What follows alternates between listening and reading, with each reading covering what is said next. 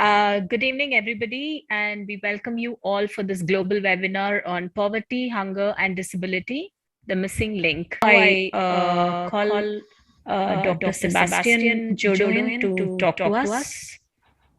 Dr. Sebastien Jodin is an associate professor in the Faculty of Law of McGill University, where he holds the Canada Research Chair in Human Rights, Health, and Environment of the McGill Centre of Human Rights and Legal Pluralism, and an associate member of the Baylor School of Environment. He is the founding director of the Disability Inclusive Climate Action Research Program, a pioneering and translate knowledge at the intersections of disability and climate justice. Dr. Sebastien Jodin will talk to us about disability rights in the context of climate crisis. So I realized that this presentation may seem a little bit different than the other ones, which are focused on poverty, but I will try to bring up poverty throughout my presentation. So the first thing that I want to say is that this work builds on the more general recognition of the relationship between human rights and climate change. First, the recognition that human rights can be adversely affected by climate change, but also responses to climate change. So poorly designed or inequitable climate policies can actually make things worse for marginalized groups. The second thing I want to say is that the Paris Agreement, which is the sort of main agreement that's meant to cover the fight against climate change, adopted in 2015, specifically states in its preamble that states have to respect human rights in the context of climate actions. And in the Paris Agreement, they also identify a number of vulnerable groups whose rights deserve special attention in terms of combating climate change. So women, children, indigenous peoples, migrants, and persons with disabilities. So when we're using a human rights lens to understand climate change or respond to it, the first thing that is important to think about is, so we'll break down climate vulnerability as the interaction between three main components. So sensitivity, so how sensitive I might be to a different climate impact. Exposure, so due to my socioeconomic status or employment or geographical location, am I more exposed to a climate impact? And finally, adaptive capacity. So do I have the resources, the tools, the access to different assets to cope with climate impacts, to adapt to climate change? And so we can quickly see here that, in fact, all of these are going to be shaped by systemic inequalities tied to people's identities, whether it's gender, age, disability, and also their socioeconomic status. So the poor, for instance, will be more exposed to certain risks from climate change. They'll have fewer resources to adapt to climate change. And even in some circumstances, they might be more sensitive because of, for instance, underlying malnutrition.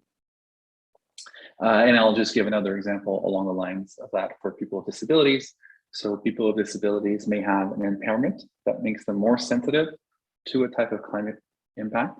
They may be more exposed to a type of climate impact, again, perhaps because of an underlying level of poverty that means they don't have sort of shelter to be resilient in the context of climate change. And they will, due to underlying socio and economic institutional marginalization, have lower adaptive capacity. So what a human rights lens offers here is to say that to be effective, and equitable, of course, but to be effective, climate policies have to dismantle rather than reproduce systematic inequalities. So the UN Convention on the Rights of Persons with Disabilities, I'm used to presenting this convention when I'm talking to people in the field of climate change, but I don't have to do this here.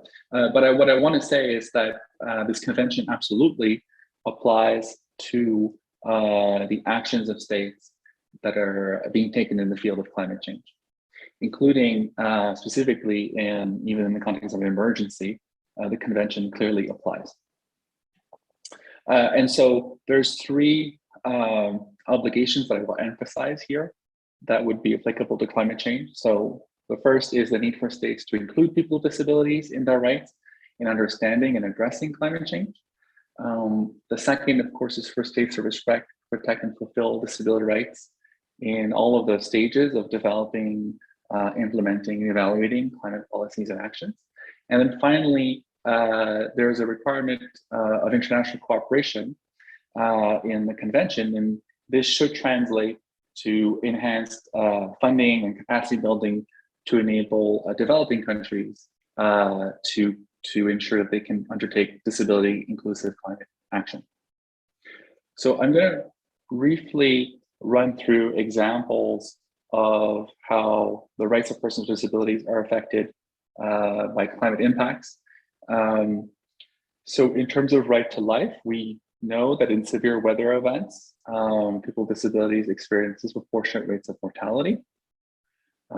We know that in terms of housing, that already the challenge of having accessible housing is a challenge for people with disabilities, and in the aftermath of a severe weather event, we have evidence that it takes that really affects the ability of people with disabilities to have adequate housing for much longer than the duration of the event itself. In terms of the right to water and right to food, people with disabilities are already exposed to higher rates of malnutrition, are already have challenges in terms of accessing water. And so when there are droughts and famines triggered by climate change, then these will affect people with disabilities all the more. So freedom of movement. So we can see a lot of evidence that climate change is triggering internal displacement. Some migration across borders was mostly within regions. And the challenge here is that both within countries and even across borders, there are all sorts of discriminatory barriers that prevent people from, with disabilities from moving and migrating in response to climate change.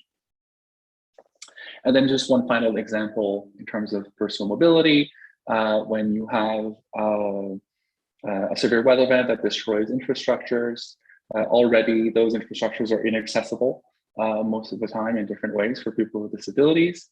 And again, this impact will be reinforced and exacerbated for people with disabilities. I'll just give one example of the way in which climate mitigation might reproduce or create barriers. Around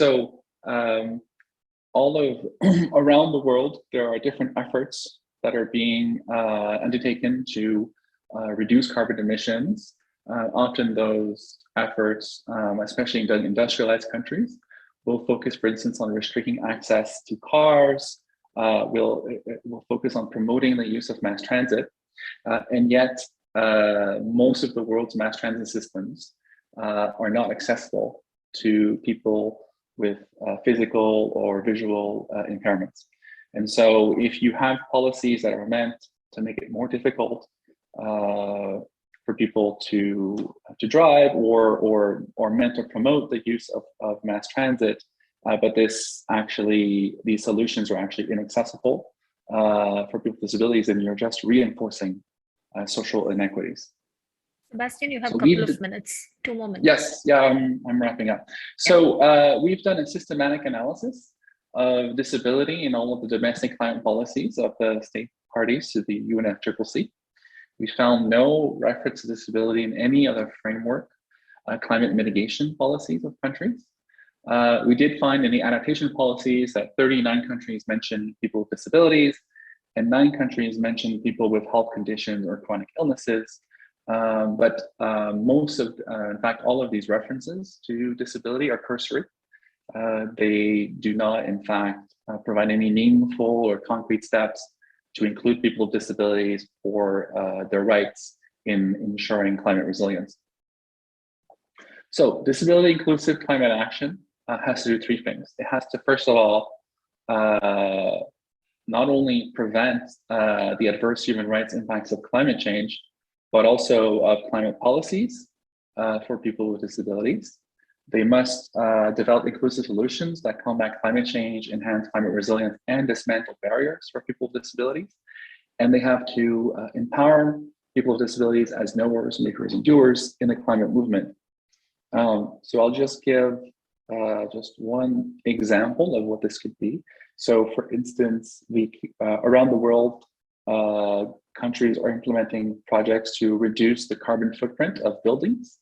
And if you're going to be doing that, then it makes a lot of sense to also make sure those buildings are accessible at the same time. So that's just one example of a climate policy that can actually help achieve important goals around disability inclusion.